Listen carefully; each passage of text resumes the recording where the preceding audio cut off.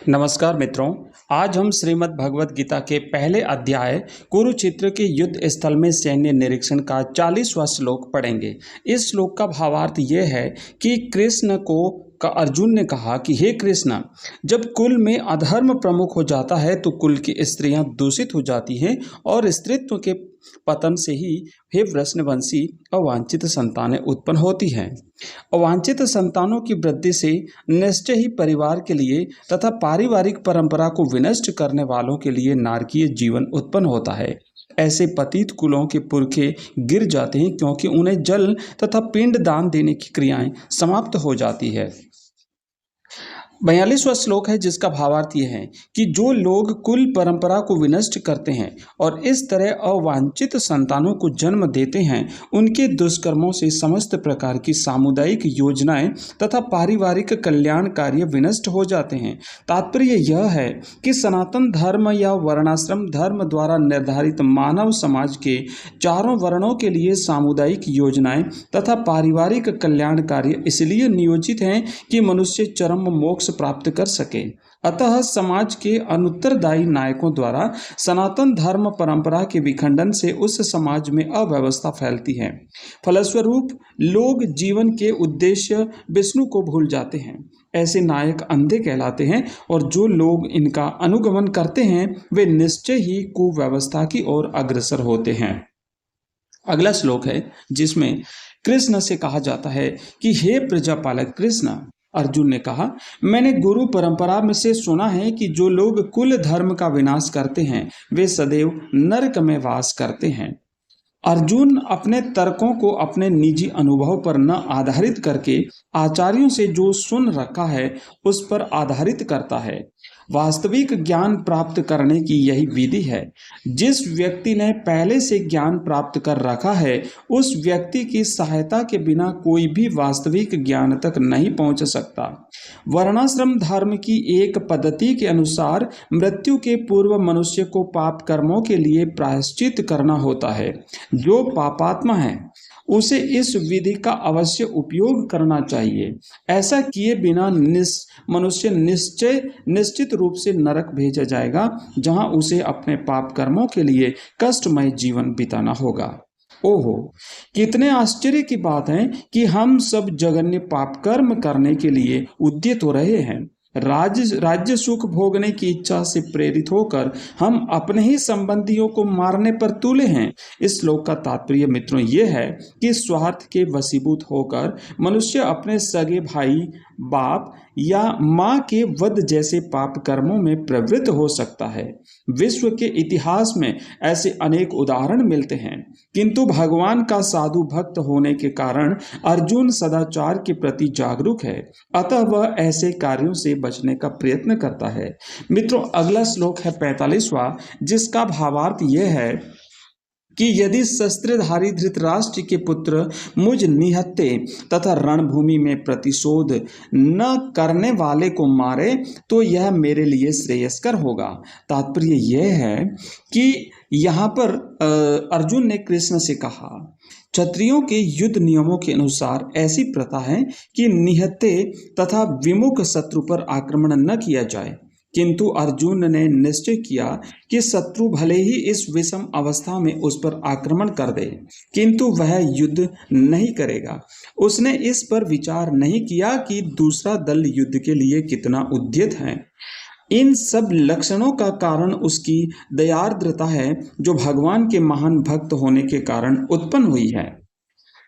संजय ने धृतराष्ट्र से कहा कि युद्ध भूमि में इस प्रकार कहकर अर्जुन ने अपना धनुष तथा बाण एक ओर रख दिया और शोक संतप्त चित्त से रथ के आसन पर बैठ गया।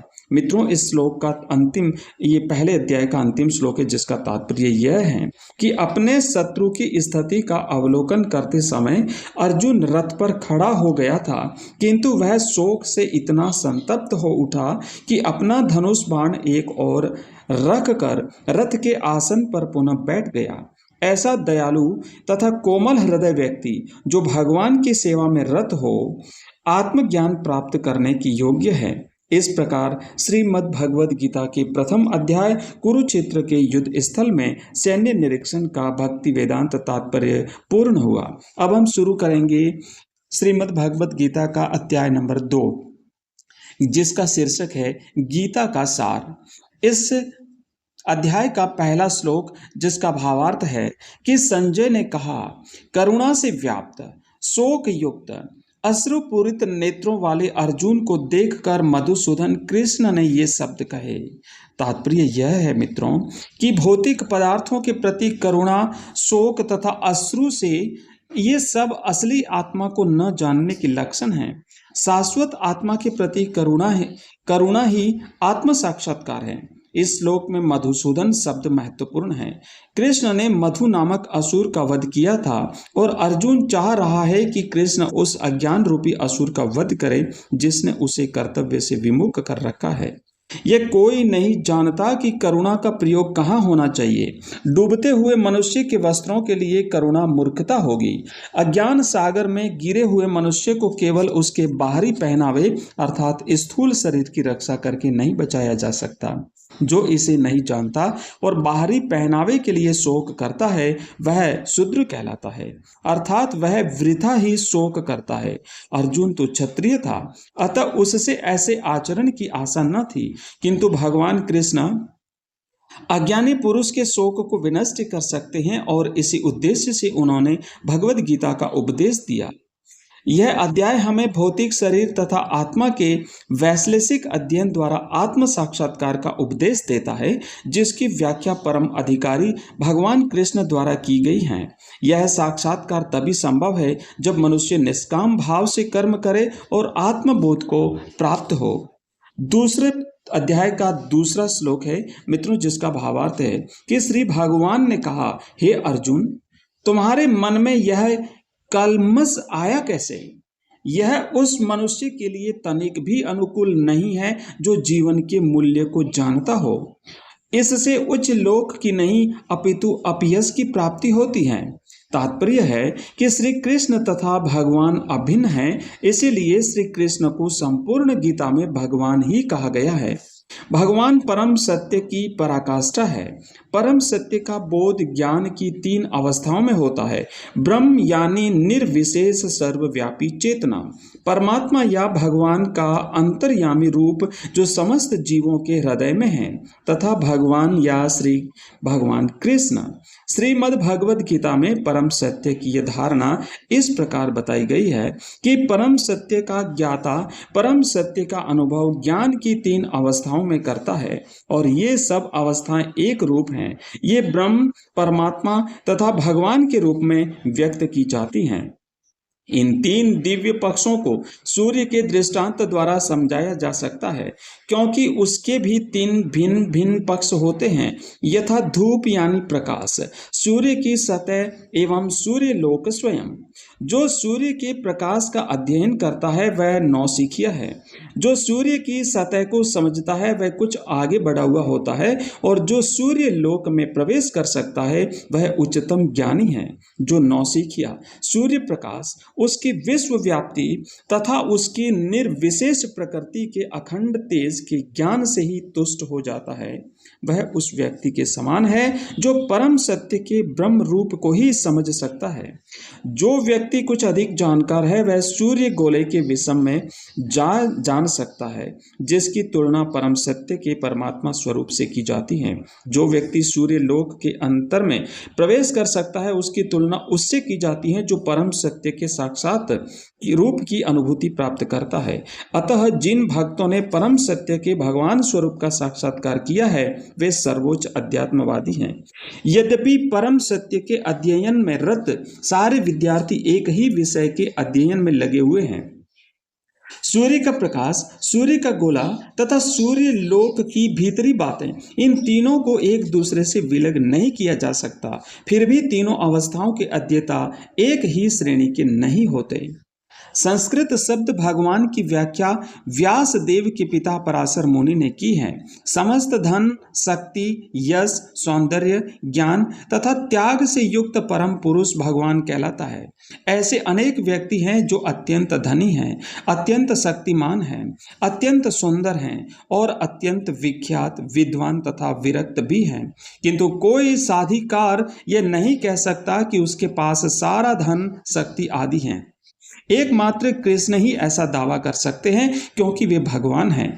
ब्रह्मा, शिव या नारायण सहित कोई भी जीव कृष्ण के समान पूर्ण ऐश्वर्यवान नहीं है।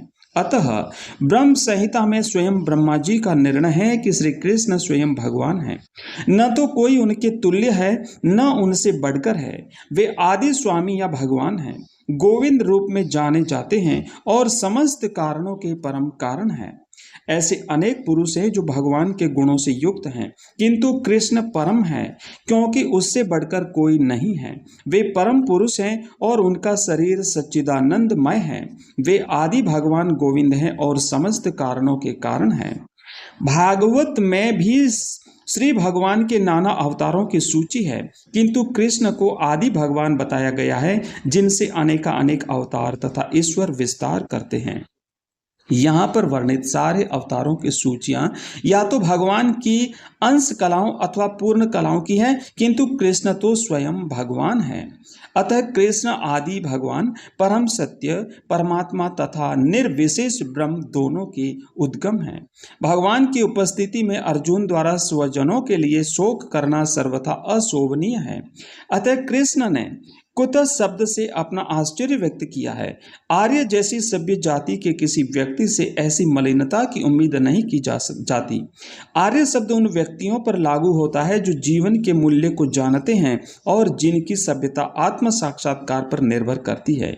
देहात्म बुद्धि से प्रेरित मनुष्यों को यह ज्ञान नहीं रहता कि जीवन का उद्देश्य परम सत्य, विष्णु या भगवान का साक्षात्कार है।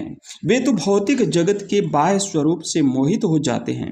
अतः वे यह नहीं समझ पाते कि मुक्ति क्या है। जिन पुरुषों को भौतिक बंधन से मुक्ति का कोई ज्ञान नहीं होता, वे अनार्य कहलाते हैं। यद्यपि अर्जुन क्षत्रिय था, किंतु युद्ध से विचलित होकर वह अपने कर्तव्य